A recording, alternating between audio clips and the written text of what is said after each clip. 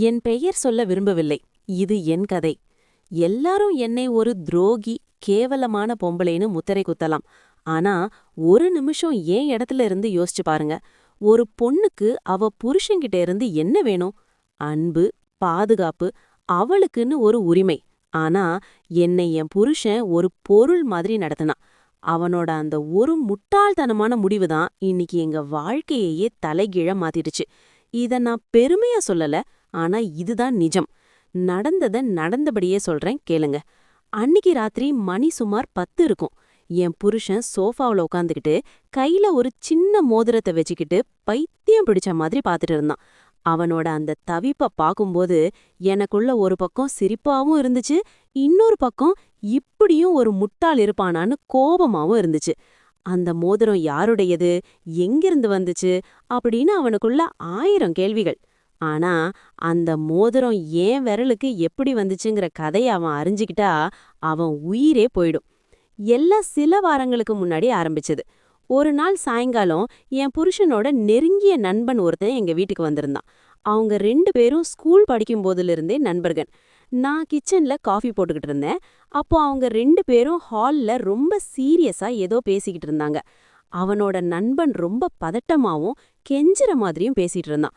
மச்சான், நீ தான் எனக்கு ஒரு முக்கியமான உதவி செய்யணும். என்னோட நிலைமை ரொம்ப மோசமா இருக்குடா, வேற வழியே இல்ல அப்படின்னு அவன் சொல்ல, என் புருஷனும் என்னடா பிரச்சனை, தயங்காம கேளுன்னு பெரிய தர்மபிரபு மாதிரி வாக்கு கொடுத்தான்.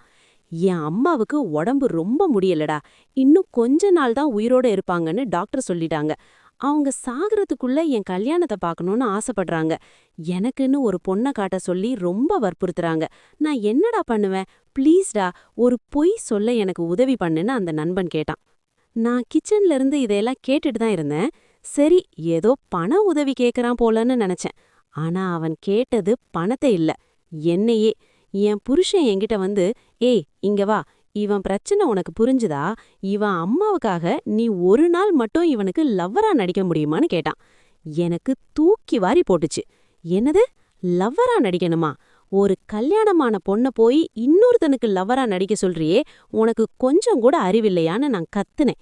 எனக்கு அவ்ளோ கோபம் வந்துச்சு. என் புருஷன் என்ன ஒரு வாடகை பொருளா நினைச்சானா? ஆனா அந்த நண்பன் என் கால்ல விழாத குறையா கெஞ்சினான். ப்ளீஸ் சிஸ்டர், ஒரு நாளுக்கு மட்டும்தான், என் அம்மாவை சந்தோஷப்படுத்த ஒரு சின்ன நாடகம், 2 உசுரு உங்க கையில தான் இருக்குன்னு அழுது புலம்புனான். கடைசியில என் புருஷனும் ப்ளீஸ் எனக்காக ஒரு நாள் மட்டும் அட்ஜஸ்ட் பண்ணிக்கோன்னு சொன்னான். எனக்கு சுத்தமா பிடிக்கல. இருந்தாலும் ஒரு உயிர் போகுதே, ஒரு வயசான அம்மாவோட கடைசி ஆசைதானேன்னு மனச கல்லாக்கிக்கிட்டு, சரி ஒரு நாள் மட்டும்தான், அதுக்கு மேல என்னால முடியாதுன்னு ஒத்துக்கிட்டேன். அந்த ஒரு நாள், அதுதான் என் வாழ்க்கையோட திருப்புமுனை. அன்னிக்கு ராத்திரி அந்த நண்பன் என்னோட வந்து என்ன ஒரு பெரிய ஹோட்டலுக்கு டின்னர் கூட்டிட்டு போனான். அவங்க அம்மாவும் வந்திருந்தாங்க. அந்த இடத்துல நான் அவனுக்கு லவ்வரா நடிக்க ஆரம்பிச்சேன். ஆனா அவன் என்ன நடத்தின விதம், அது நாடகம் மாதிரி எனக்கு தெரியல. ஒவ்வொரு நிமிஷமும் என்ன அவ்வளோ அக்கறையா பாத்துக்கிட்டான். என் புருஷன் கூட என்னைக்குமே என்ன அப்படி ஸ்பெஷலா ஃபீல் பண்ண வச்சது கிடையாது. அவங்க அம்மா முன்னாடி அவன் என் கைய பிடிச்சப்போ ஏதோ ஒரு சின்ன மின்சாரம் பாஞ்ச மாதிரி இருந்துச்சு. நாங்க சேர்ந்து நிறைய போட்டோக்கள் எடுத்துக்கிட்டோம். ரொம்ப சந்தோஷமா அந்த டின்னர் முடிஞ்சது. வீட்டுக்கு வந்ததும் என் புருஷன்கிட்ட அந்த போட்டோக்களை காட்டினேன். அத பார்த்ததும் அவனுக்குள்ள ஒரு சின்ன பொறாம வந்தது எனக்கு நல்லாவே தெரிஞ்சுது. என்னடா இவன் நிஜமாவே லவ்வர் மாதிரி இவ்ளோ க்ளோஸா நின்னு போட்டோ எடுத்திருக்கான்னு அவன் முகம் மாறுச்சு. ஆனா வெளியே காட்டிக்காம சரி சரி போய் தூங்குன்னு சொல்லிட்டான். சில நாட்கள் கழிச்சு ஒரு நாள் அந்த நண்பன் என்ன பார்க்க வந்தான். அப்போ நான் அவன்கிட்ட, இந்த நாடகம் இதோட முடிஞ்சுது, இனிமேல் என்ன கூப்பிடாதீங்கன்னு சொன்னேன். ஆனா அவன் விடல. அன்னிக்கு ஒரு இருட்டான படிக்கட்டுல வச்சு அவன் என்ன நெருங்கி வந்தான். நான் உன்னை ஒரு நாடகத்துக்காக லவரா பார்க்கல, எனக்கு நிஜமாவே உன்னை பிடிச்சிருக்கு. என் புருஷன் உன்னை ஒரு பொருளா நினைச்சு என்கிட்ட அனுப்புனான். ஆனா நான் உன்னை உசுரா நினைக்கிறேன் அப்படின்னு சொல்லிட்டு என்னை முத்தமிட நெருங்குனான். நான் தடுத்தேன், வேணாம் தப்புன்னு விலகுனேன். ஆனா என் மனசுக்குள்ள ஒரு ஏக்கம். பல வருஷமா என் புருஷன்கிட்ட கிடைக்காத ஒரு நெருக்கம், ஒரு காதல் அவன்கிட்ட இருந்து கிடைச்சப்போ என்னால என்ன கட்டுப்படுத்த முடியல. நான் அவனுக்கு சம்மதம் சொல்லிட்டேன். அன்னைக்கு அந்த படிக்கட்டுல ஆரம்பிச்சது, அதுக்கப்புறம் எங்க காதல் காட்டு தீ மாதிரி பரவ ஆரம்பிச்சது. அவன் எனக்காக ஒரு அழகான மோதிரம் வாங்கி கொடுத்தான். நான் வீட்டுக்கு அந்த மோதிரத்தோட போனப்போ என் புருஷன் அதை பார்த்துட்டு கேட்டான். நான் உடனே ஒரு பொய் சொன்னேன். அது அவங்க அம்மா என்ன மருமகளா ஏத்துக்கிட்டு கொடுத்த பரிசுன்னு.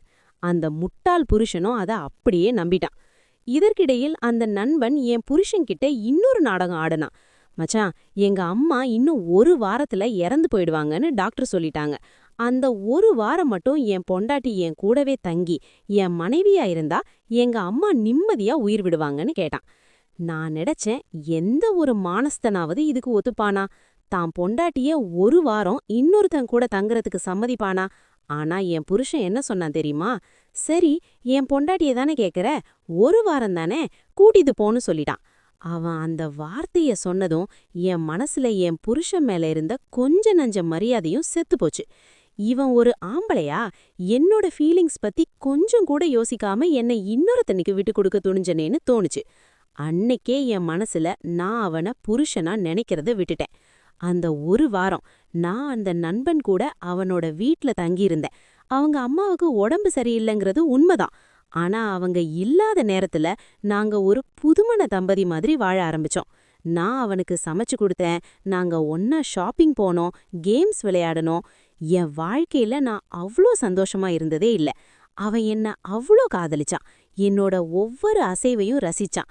நாங்க அந்த வீட்ல ஹால்ல, கிச்சன்லன்னு எல்லா இடத்துலயும் எங்க காதல கொண்டாடணும். ஆனா இதே நேரத்துல என் புருஷன் வீட்ல இருந்துகிட்டு நான் எப்போ திரும்பி வருவேன்னு காத்துக்கிட்டு இருந்தான். அப்பப்போ எனக்கு ஃபோன் பண்ணுவான், வீடியோ கால் பண்ணுவான். எனக்கு அவன் முகத்தை பார்க்கவே பிடிக்கல. அதனால ஃபோனை எடுக்கவே மாட்டேன். ஒரு நாள் அவன் ரொம்ப தொந்தரவு பண்ணவும் நான் முன்னாடியே ரெக்கார்ட் பண்ணி வச்சிருந்த சில வீடியோக்களை அவனுக்கு அனுப்பி வச்சேன். நான் நல்லா இருக்கேன், இங்க சமைச்சுக்கிட்டு இருக்கேன், அவங்க அம்மாவை பார்த்துக்கிட்டு இருக்கேன்னு பொய் சொல்லி வீடியோ அனுப்புனேன். அந்த வீடியோவை பார்த்து என் புருஷன், அப்பாடா, நம்ம பொண்டாட்டி பத்திரமா நல்லபடியா இருக்கான்னு நிம்மதியா இருந்தான். ஆனா அவனுக்கு தெரியாது, அந்த வீடியோல ஒரு சின்ன தப்பு நடந்துருச்சுன்னு. ராத்திரி நேரம் என் புருஷன் சோஃபாவுல படுத்துக்கிட்டு அந்த வீடியோவை ஜூம் பண்ணி பார்த்திருக்கான். அப்போதான் அந்த கண்ணாடியில இருந்த பிம்பத்தை அவன் கவனிச்சிருக்கான். அத பார்த்ததும் அவனுக்கு இதயம் நின்று இருக்கும். தன்னோட பொண்டாட்டி தான் நண்பன் கூட வெறும் நாடகமாடல, நிஜமாவே வாழ்க்கைய ஆரம்பிச்சிட்டாங்கிற உண்மை அவனுக்கு அப்போதான் உறைஞ்சது. உடனே எனக்கு பதறி போய் ஃபோன் பண்ணா. ஆனா நான் ஃபோனை எடுக்கல. என் ஃபோன் சைலண்ட்ல இருந்துச்சு. நான் என் காதலன் மடியில நிம்மதியா தூங்கிட்டு இருந்தேன். இப்போ எனக்கு எந்த குற்ற உணர்வும் இல்ல. ஒரு பொண்ண மதிக்க தெரியாத, அவளோட உணர்வுகளை புரிஞ்சுக்காத, அவளை இன்னொருத்தனுக்கு விட்டு கொடுக்க துணிஞ்ச ஒரு ஆம்பளைக்கு இதுதான் சரியான தண்டனை. அவன் புத்திசாலித்தனமா நாடகம் போடுறதா நினைச்சு அவனோட வாழ்க்கையையே அவன் கையால அழிச்சுக்கிட்டான். இனிமேல் நான் அவன்கிட்ட திரும்பி போறதா இல்ல. என்ன யார் உண்மையாக நேசிக்கிறாங்களோ, என்ன ஒரு மனுஷியா யார் மதிக்கிறாங்களோ, அவங்க கூடவே என் மீதி வாழ்க்கைய வாழ முடிவு பண்ணிட்டேன். இதுதான் என் கதை. இதில் நான் சரியா தப்பான்னு நீங்களே முடிவு பண்ணிக்கோங்க.